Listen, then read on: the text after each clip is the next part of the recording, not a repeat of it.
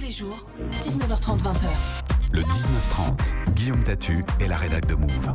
Notre invité justement ce soir, un rappeur français. Et quel rappeur! Il vient de terminer une tournée solidaire. Dans chaque ville, il a distribué une bourse à un étudiant pour financer son projet professionnel, l'ACES Tour, comme apprendre, comprendre, entreprendre et servir. Kerry James est notre invité. Bonsoir. Bonsoir. Merci beaucoup d'avoir accepté notre invitation. Merci. Alors c'est ce qu'on disait juste avant quand Témis était encore à l'antenne, c'est la classe. On demandait qui était la dame avec qui vous étiez votre manageuse. Nous aussi on aimerait nous déplacer avec des manageuses. Vous êtes le bon élève du rap français, un discours engagé, mais vous à l'école vous n'aimiez pas trop l'autorité. C'est vrai ça?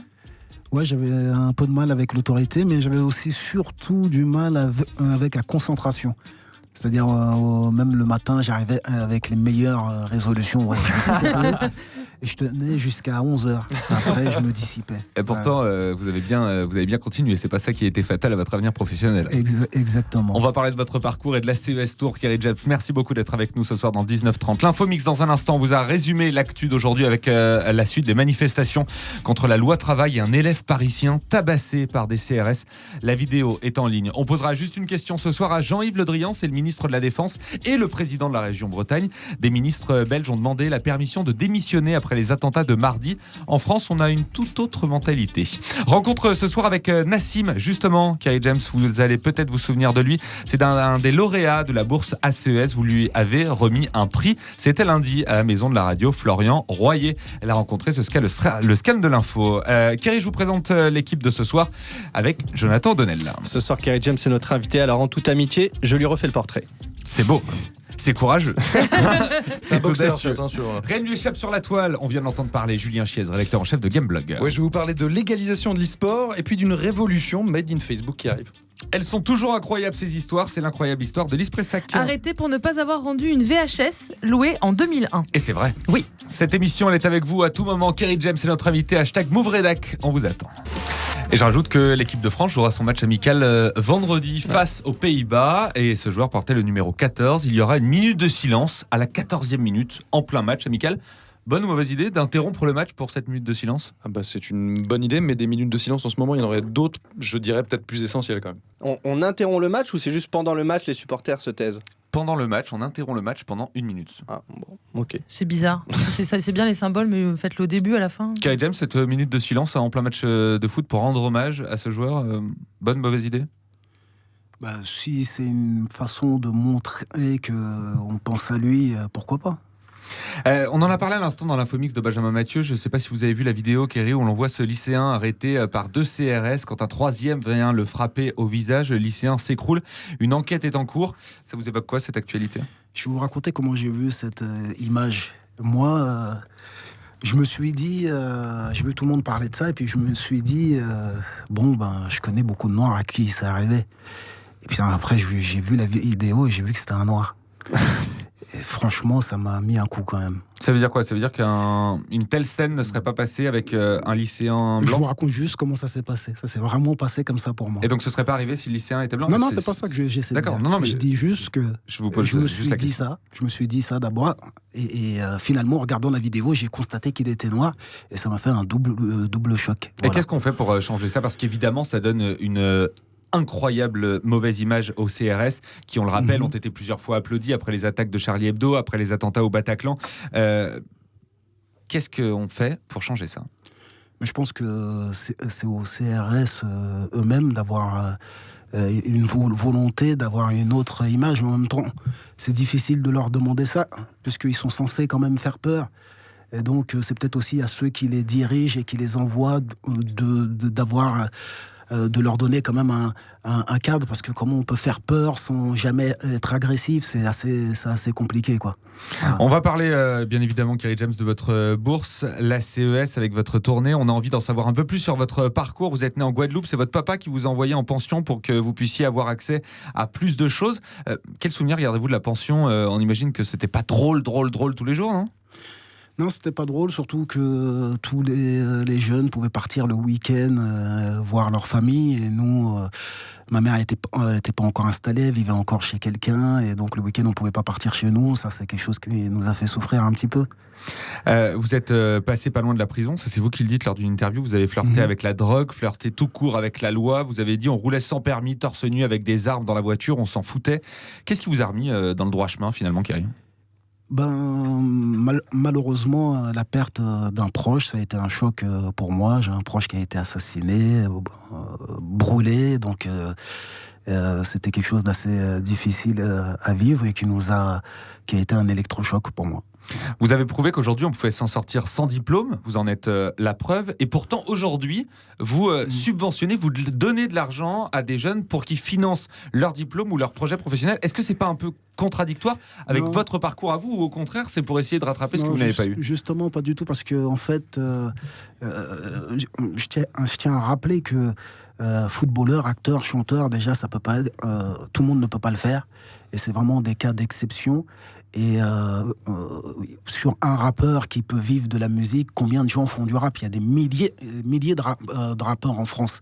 Et il y en a peut-être 10 qui en vivent.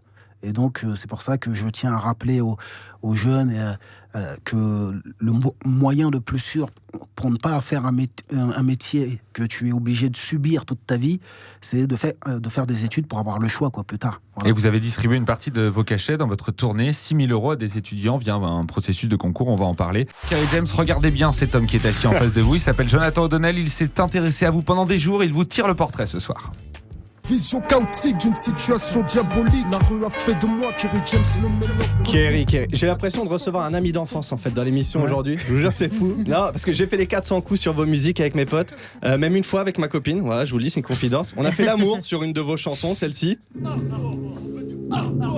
Après, elle m'a dit bon, la prochaine fois tu peux mettre sa chanson La Ronde, ce sera plus cohérent. Bon, j'ai pas compris.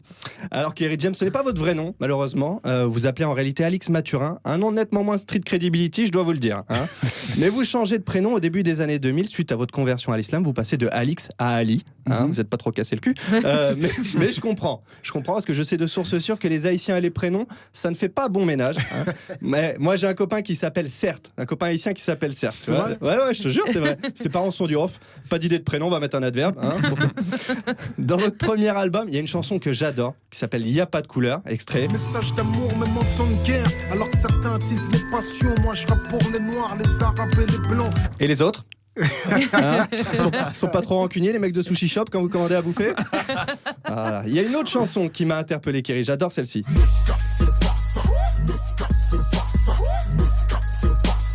Alors Kerry, j'ai vérifié, 9-4 c'est pas le Barça. 9-4 c'est Créteil si vous voulez. Sucy-en-Brie maximum, mais pas plus, désolé. Mais bon, malgré vos lacunes en géographie, j'ai beaucoup de respect pour vous. Ce que j'aime par exemple, vous n'avez jamais fait de clash avec d'autres rappeurs, ça j'aime bien. Alors, il y a bien sûr eu ce petit clash avec MC Jean Gabin quand même, on s'en rappelle. Mais pas de clash avec des rappeurs, donc ça c'est bien je trouve, bravo à vous. Et là je continue d'être fier de vous parce que vous partez en tournée et pour chaque concert, voilà, Guillaume l'a dit, une partie des bénéfices est reversée à votre association ACES. Apprendre, comprendre, entreprendre et servir. Ça, c'est bien. À une époque, Alizé avait voulu faire la même chose pour ses concerts. Mais au final, vu le succès, c'est l'association qui s'était retrouvée avec des dettes. C'est dommage.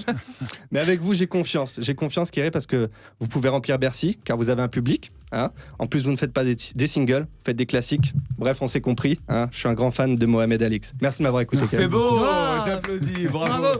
Pas mal votre portrait avec Joe Donnell. Si vous voulez le voir, il est tous les samedis soirs à 19h au Panama Café, c'est dans le 11e arrondissement de Paris, une petite scène ouverte. Avec plaisir. Voilà. Kerry James dans ton public, Joe. Moi, je joue pour lui. Je veux venir vraiment. Mais je vais te donner les coordonnées. Vous avez entendu, Kerry James ira voir Joe O'Donnell. On veut la photo. Tous les samedis à 19h au Panama Café. Et même c'est ça. Une fois suffira, Kerry, je suis promis.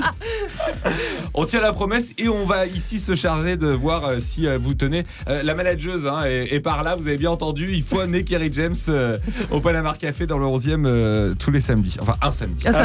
Dans un instant, l'incroyable histoire de Lise Pressac. Il avait loué une VHS en 2001, il ne l'avait jamais rendue. 15 ans plus tard, il vient donc d'être arrêté. Et puis il y aura aussi le hub de Monsieur Julien Chies. Oui, on va parler des gamers avec la légalisation de l'e-sport qui se profile en France et puis Facebook qui va innover et même révolutionner avec le Boot Store. Comme chaque soir à cette heure-là, on va poser juste une question. question. Le 19-30. Sur Move. Depuis des années en France, on entend parler à chaque élection de cette promesse « Je veux une république exemplaire ». Oui, enfin on peut citer Nicolas Sarkozy, Alain Juppé ou des ministres en ce moment qui ont planqué leurs comptes en Suisse ou qui ne payent pas leurs impôts.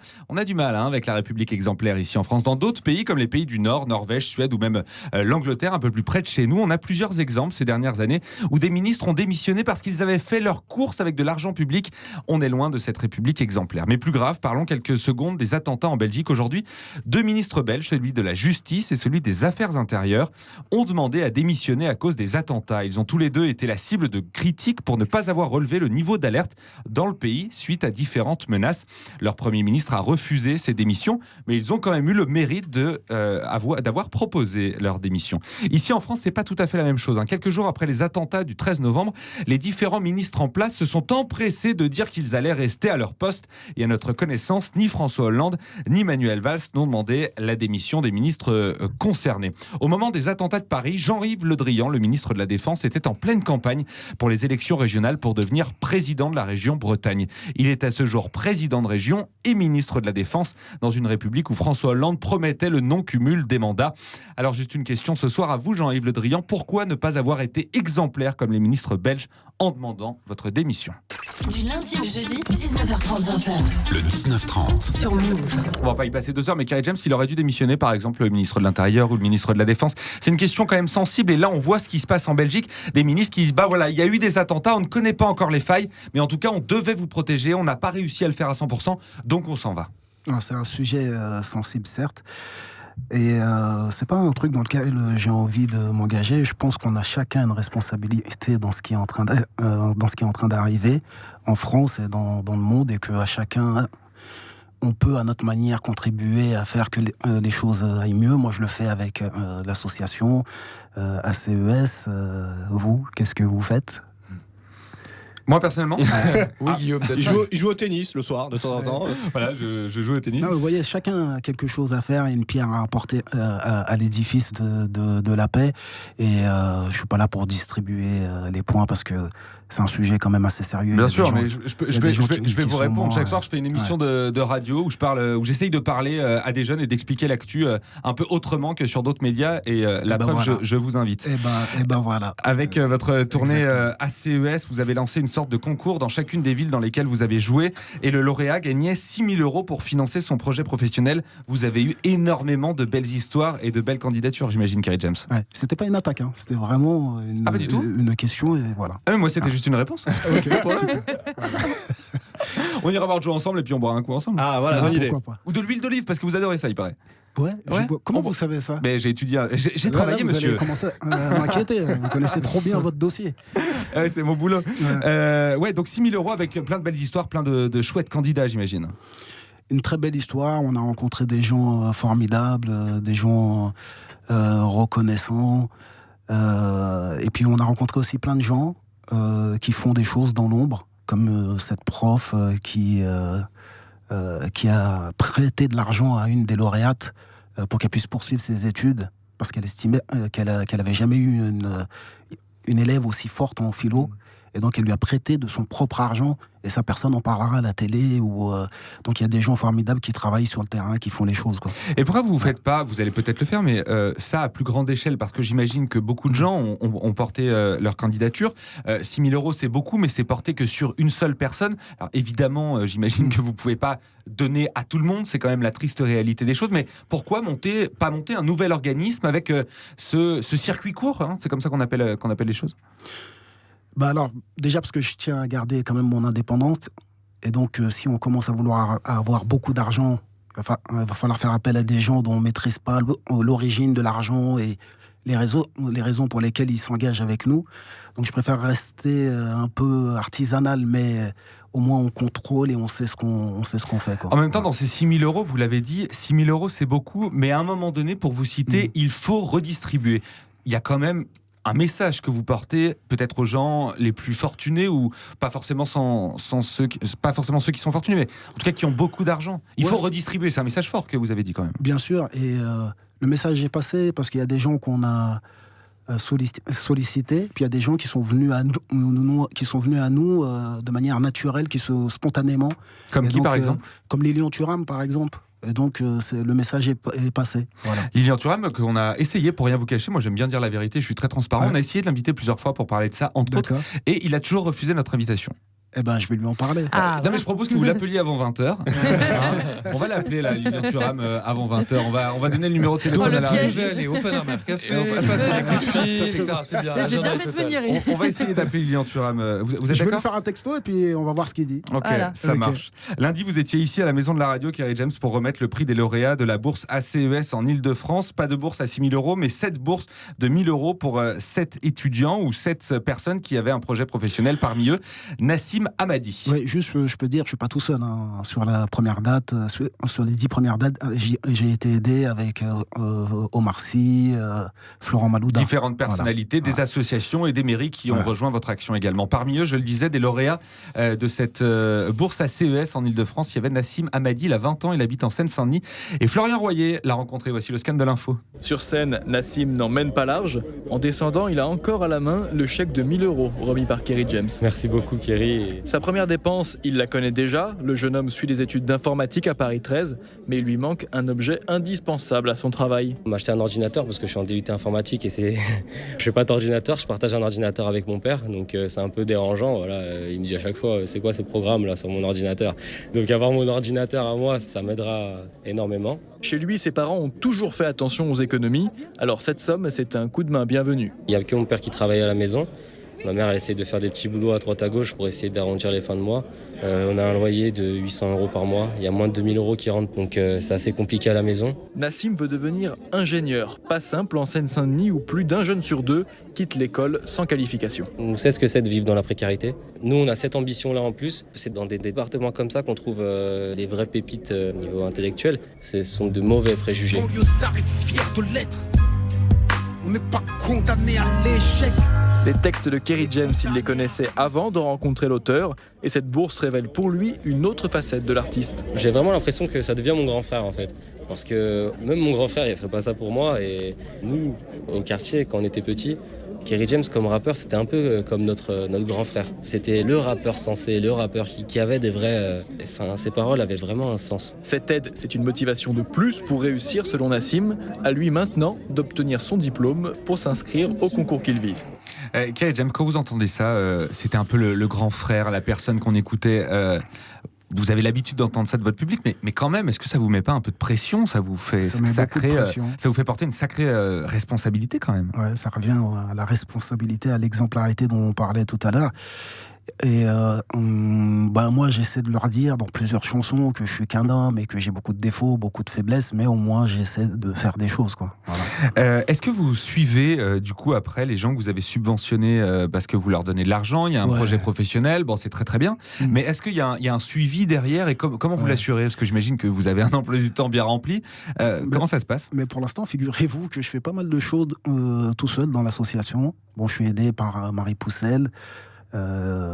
Aussi ma manageuse qui est là, mais on est 3 ou 4, pas plus. Hein. On fait les choses vraiment nous-mêmes pour l'instant. Et c'est pour ça aussi qu'on ne fait pas trop grand. Voilà. Quand vous êtes arrivé dans les villes, vous avez dû collaborer avec les associations, les mairies, on le disait. Il y a eu des gens qui étaient réfractaires aussi au projet. Ah oui, des villes qui ont refusé de recevoir ce projet. Pourquoi? Je pense que c'est des questions politiques. Et qu'est-ce que ça vous fait dans ce cas-là, du coup? Ça fait mal. Je vais vous donner un exemple encore plus concret. On essaie de monter un documentaire sur cette tournée à CES. Et on a démarché à peu près toutes les chaînes, je peux dire. Et aucune n'a accepté d'être le diffuseur de ce documentaire. Alors qu'on paye Éric Zemmour avec mon propre argent pour qu'il aille sur France 2, une chaîne publique, et diviser la France en deux. On refuse de faire un documentaire sur ce genre d'action. Je n'avais pas de commentaire à faire. Merci. Le Hub. Le Hub. sur Move. Tout autre chose à 19h54 avec le hub de Julien Chiez. Mais dans un domaine où il y a aussi énormément de clichés et de choses à dépoussiérer, c'est le jeu vidéo. Alors ce matin même, la secrétaire d'État au numérique, Excel Lemaire, recevait un rapport extrêmement positif justement permettant de dissiper le flou juridique qui entoure aujourd'hui l'e-sport, le sport numérique, qui est jugé en France actuellement une activité illégale assimilée au jeu d'argent, on croit rêver, et qui n'est finalement que tolérée car ne portant pas atteinte à l'ordre public. Tu m'étonnes. Alors ce rapport en fait il a trois bases intéressantes. La première, c'est sécuriser juridiquement l'organisation des compétitions, clarifier le statut social des joueurs pros et encourager le développement du secteur en France. Et quand on sait que le jeu vidéo est le divertissement numéro 1 dans le monde et en France et depuis des années, eh ben il était temps.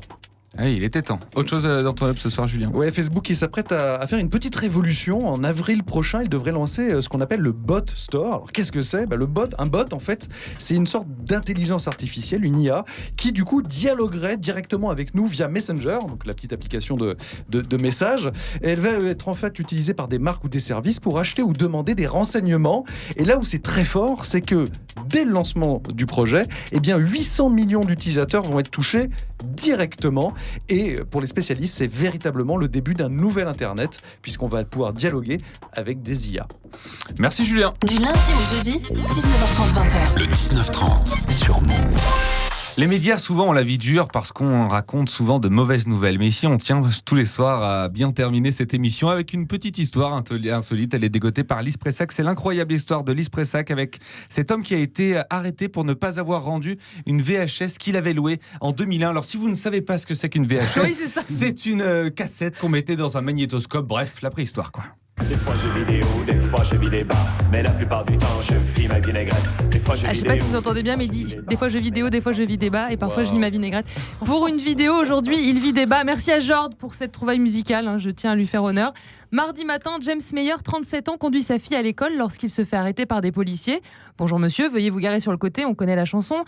Visiblement, l'un de ses feux arrière ne fonctionne pas. L'agent vérifie son permis de conduire, un simple contrôle de routine qui commence quand même à s'éterniser. Après avoir passé près d'une demi-heure à vérifier sa plaque d'immatriculation, il lui demande de sortir du véhicule. James se dit que c'est un peu exagéré pour un feu arrière et surtout sa fille va finir par être en retard. L'un des agents lui explique très embêté « Je ne sais pas comment vous le dire, mais il y a un mandat d'arrêt à votre nom datant de 2002. Apparemment, vous avez loué le film Va te faire foutre Freddy et vous ne l'avez jamais rapporté. » James pense à une bonne blague de policier, mais non. C'est bien lui qui a emprunté ce film en 2001 en VHS. À l'époque, il s'en rappelle plus ou moins précisément. Grand seigneur, le policier ne l'a pas arrêté. Il a trouvé qu'après avoir laissé passer 15 ans, on n'était plus à quelques heures près. Il a donc laissé James accompagner sa fille à l'école et aller travailler, à condition qu'il se présente ensuite au commissariat. C'est ce qu'il a fait. En Caroline du Nord, la non-restitution de biens de location est un délit passible d'une amende pouvant aller jusqu'à $200 quand même. James Meyers raconte sa mésaventure dans une vidéo postée sur YouTube. Il est quand même halluciné que la justice ait du temps à perdre avec un mec qui n'a pas rendu une VHS il y a 15 ans. Depuis, évidemment, le vidéoclub a fermé en plus. James s'est quand même retrouvé menotté dans le bureau d'un magistrat. Il sera entendu par un juge le 27 avril. Son histoire est arrivée aux oreilles de Tom Green, acteur et réalisateur de ce film Freddy Got Fingered, donc traduit par Va te faire foutre Freddy en français.